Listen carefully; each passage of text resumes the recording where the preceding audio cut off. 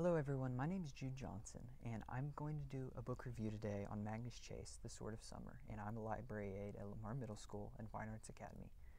And The Sword of Summer was published in 2015. It's one of Rick Riordan's newest books. I think it's his second newest, and it was a really just fun, engaging read. It's the type of book that you'd finish in 2-3 sittings. And it's the first book in a trilogy that he's writing called Magnus Chase and the Gods of Asgard. And the basic storyline is this. It's about a boy from Boston who's living on the streets and whose name is Magnus Chase. And 2 years previous to the story starting, his mother is killed in an accident. And so he's just living on the streets because he has no one to provide for him. He can't provide for himself.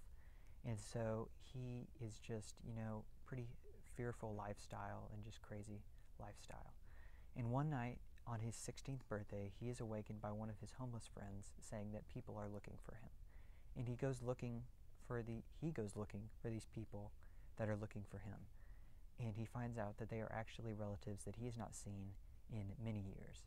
And this really kind of piques his interest, and he keeps pursuing them and ends up getting caught in this, just kind of forced into this adventure that carries through his life, even into his afterlife. And it's a very just fantastical adventure, and he meets all of these crazy and unique people along the way.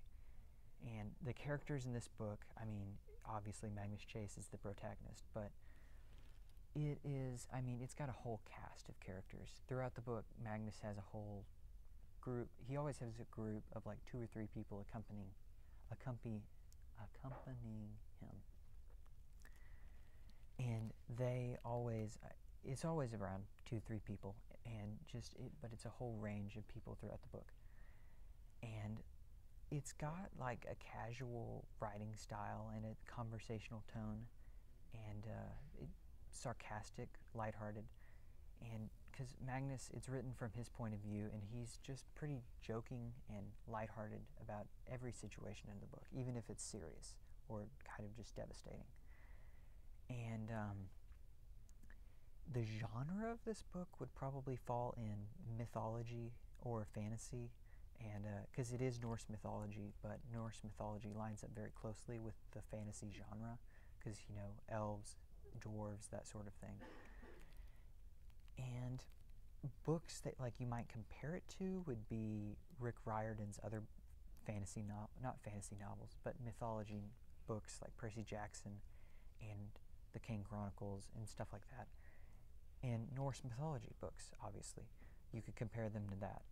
And if you like books that are like about fantasy or about mythology, or humorous novels that aren't completely focused on the humor, or if you like even action and adventure, I would probably throw this book in that category, because it's pretty fast-paced and it's just a page-turner. And if you'd like to learn more about this book, you could stop by the Lamar Library and just ask us about it, or we could give you some suggestions for other books, or you could stop by an Austin Public Library and pick one of these copies up. And yeah, thank you very much.